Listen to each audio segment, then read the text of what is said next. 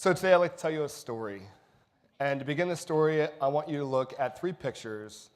And I'll give you about 7 minutes to think about how those three pictures, how maybe things have changed in those three pictures. Just look at these three pictures, take your time,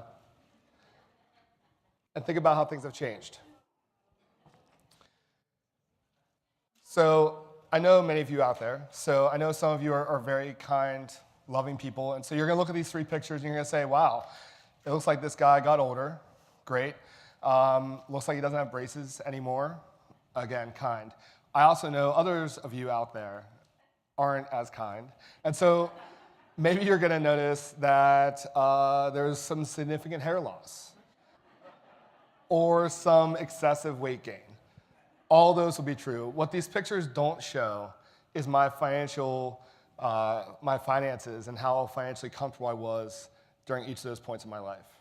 So the first picture, top left, I'm a teenager and I have zero credit card debt, as most teenagers do.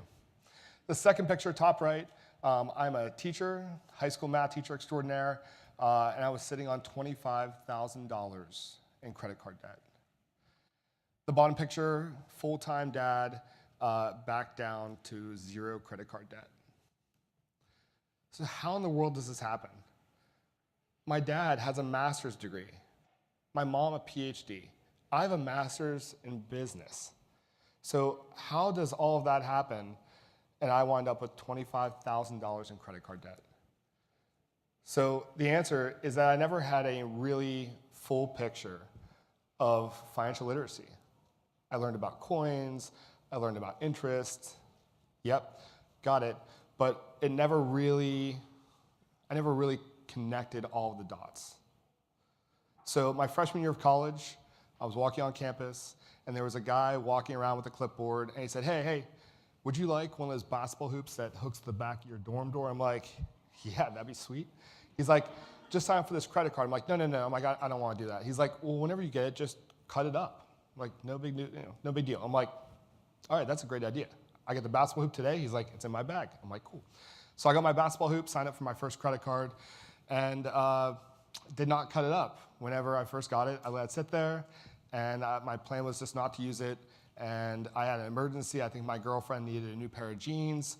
And so I said, I'll pay this off at the end of the month. Well, 10 years, 3 credit cards later, $25,000 worth of credit card debt. So it took me another 10 years to pay off my debtors, to raise my credit score, and to clear my name. So think about your own financial health, right? Many of you may be sitting here with your own revolving credit card debt. And what do I mean by revolving? I'm talking about the amount of money that sits on your credit cards each month after you've already paid your statement balance. In 2018, the average US household revolving credit card debt was almost $7,000. What's even scarier is that number includes many of the households who have zero credit card debt. So take those out of the mix and think about how high that number might actually go. Bless you. So if you can begin to agree that this is a problem,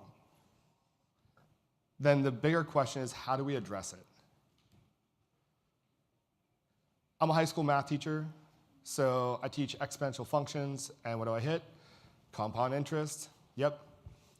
As maybe a middle grade teacher, maybe you teach percents, and maybe you make connections to money, and that's great. And our elementary school teachers are teaching our youngest learners about the value of money, and those are all important things. But is it enough? Where do you think financial literacy belongs? Is it a math teacher problem?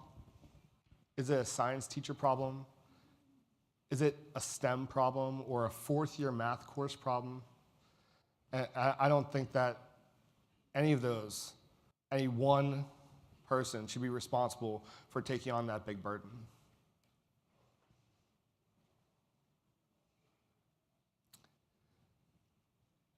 We're going to hear, and you probably have already heard at this conference, a lot about STEM and the importance for STEM, and I couldn't agree more.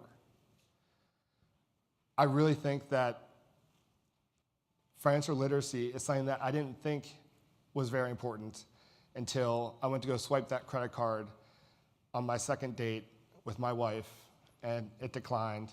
And then I swiped another credit card, and that declined. And all of a sudden, I was sitting there on my second date with my wife, with my current wife now, and I couldn't pay for dinner. I had no cash. So that's pretty embarrassing for a guy wanting to take a girl out for dinner, and she had to pay. And she still married me, and man, that's saying a lot. But that 10 years that it took me to get out of that debt was some of the darkest 10 years of my life. And I mean, this is all while I'm teaching high school math. So I was making what I consider to be decent money, and I was still facing those kind of financial problems.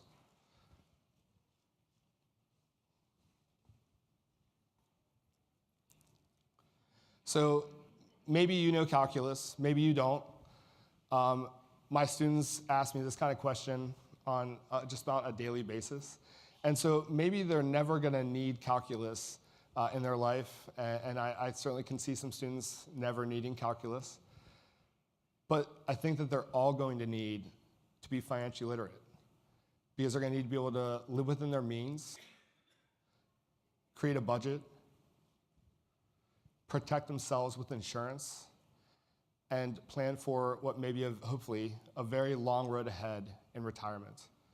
Right, we just heard from Tracy, and initially she was talking about the increasing cost of college. I don't think that's going to be changing anytime soon. So take the increasing cost for college, take the roughly $7,000, right, that is the monthly revolving credit card debt, and I think that it's more important now than ever that students are financially literate. So the good news is I think we are making progress. Right? If you do a quick Google search, it's not going to be that hard to find lots of schools that teach financial literacy, that have this already in their program, K through 12, and that's really great. And it's even nicer, I think, to see some of the newer schools that are being created, and they are making connections between things that we already can probably agree, most of us, that STEM is really important, but maybe financial literacy is too.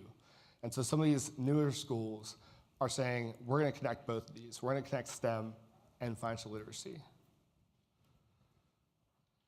So again, you're going to hear from some of our other panelists about how important STEM is, and again, I can't agree more, but I really wanted to insert financial literacy into that conversation. Thank you.